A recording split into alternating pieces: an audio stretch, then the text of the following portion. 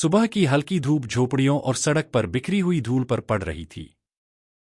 हवा में हल्का ठंडापन था और लोग अपने काम में व्यस्त थे। उस भीड़ में एक छोटा सा लड़का अपनी नानी का हाथ थामे खड़ा था।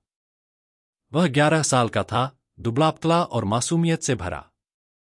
उसके कपड़े फटे थे, चप्पल घिस चुकी थी और चेहरे पर हल्का सा डर साफ दिख रहा था।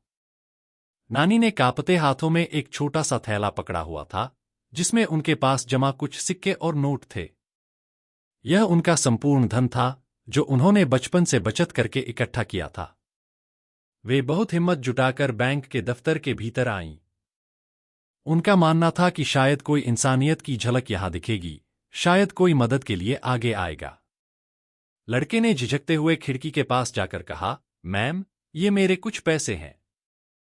मैं इन्हें जमा करना चाहता हूं। खिड़की के पीछे बैठी महिला ने ऊपर से नीचे तक लड़के को देखा। उसके चेहरे पर संदेह और उपेक्षा झलक रही थी। उसने कठोर स्वर में कहा, सच बताओ, ये पैसे कहां से आए? कहीं चुराए तो नहीं है? लड़के की आंखें फैल गईं।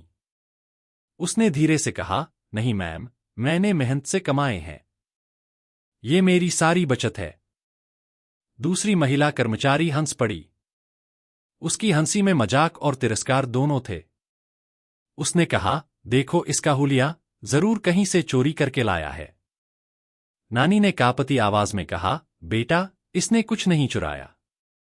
यह मेहनती बच्चा है। लेकिन किसी ने उनकी बात को महत्व नहीं दिया। पहरेदार ने आगे बढ़कर लड़के को झटका दिया और कहा, यहां अमीर लोग आते हैं। तेरे जैसे गरीब बच्चों की यहां कोई जगह नहीं।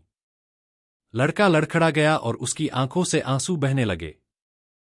पूरा दफ्तर यह तमाशा देख रहा था, लेकिन किसी ने आवाज नहीं उठाई। किसी ने यह नहीं कहा कि यह गलत है। नानी ने लड़के का हाथ थाम लिया और उसे पीछे खींचा। बेटा, चलो यहां से चलते हैं, नानी ने कहा। लड़का रोते हुए बोला, नानी, मुझे पानी चाहिए। पहरेदार ने बेरुखी से कहा, यह पानी ग्राहकों के लिए है, तेरे जैसे बच्चों के लिए नहीं। नानी की आंखों में आंसू थे। उसने लड़के का हाथ कसकर पकड़ा और झोपड़ी की ओर चल दी। दफ्तर के एक कोने में एक आदमी चुपचाप बैठा था। उसका नाम विकास सिंह था। वह एक पत्रकार था और किसी काम से वहां आया था। उसने सब देखा और चुपचाप कैमरा निकाला। यह दृश्य उसके मन में रह गया। उसने सोचा, यह सिर्फ एक बच्चे का अपमान नहीं है, यह पूरे समाज का आईना है। विकास ने उस रात नानी के झोपड़े पर पहुंचकर सब कुछ रिकॉर्ड किया। झोपड़ी छोटी थी, लेकिन उसमें अपनापन और सच्चाई थी। नानी की आंखों में थकान और दर्द साफ झलक रहा था। लड़का एक कोने में चुपचाप बैठा था। विकास ने धीरे से पूछा, बेटा, आज दफ्तर में तुम्हारे साथ क्या हुआ? लड़के की आवाज भर्रा गई। अंकल, उन्होंने मुझे चोर कहा। मैंने कुछ गलत नहीं किया। विकास की आंखें नम हो गईं। नानी ने भी अपनी कहानी सुनाई। यह बच्चा मुझे 10 साल पहले बस अड्डे पर मिला था। बहुत छोटा था, रो रहा था। मैंने पुलिस को बताया, लेकिन कोई नहीं आया। तब से यह मेरा परिवार बन गया। उन्होंने यह भी बताया कि वे बीमार हैं, ऑपरेशन की जरूरत है, लेकिन उनके पास पैसे नहीं हैं। यही वजह थी कि वे बैंक आई थीं। विकास ने पूरी घटना रिकॉर्ड की और वीडियो बनाया। वीडियो सोशल मीडिया पर डाला गया। शीर्षक था, क्या गरीब होना अपराध है? वीडियो आग की तरह फैल गया। लोग गुस्से और आश्चर्य से भर गए। सवाल उठे, क्या यही हमारे दफ्तरों की सच्चाई है? क्या गरीबों की इज्जत का मोल कपड़ों और दिखावे से तय होता है? वीडियो हजारों किलोमीटर दूर एक बड़े बंगले में बैठे आनंद बिष्ट तक पहुंचा। आनंद बिष्ट उस बैंक का मालिक था। वह पहली बार अपने बैंक में यह दृश्य देख रहे थे।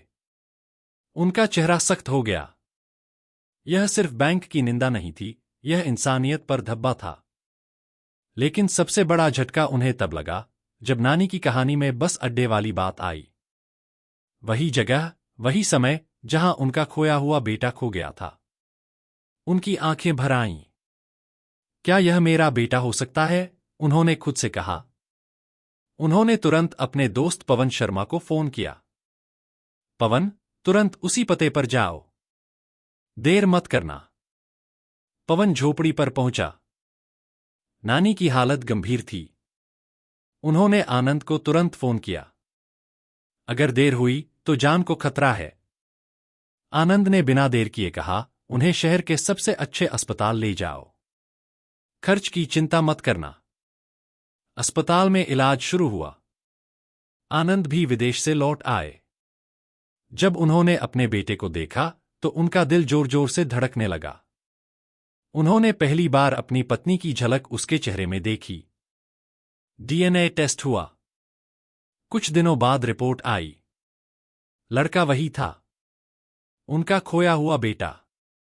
आनंद फूट फूट कर रो पड़े। उन्होंने अपने बेटे को गले लगाया। मैं आ गया बेटा, अब कभी तुम्हें अकेला नहीं छोड़ूंगा। नानी भी रो पड़ी। मैंने इसे बेटे की तरह पाला। आनंद ने उनके पैर छू लिए। आज से आप मेरी मां हैं।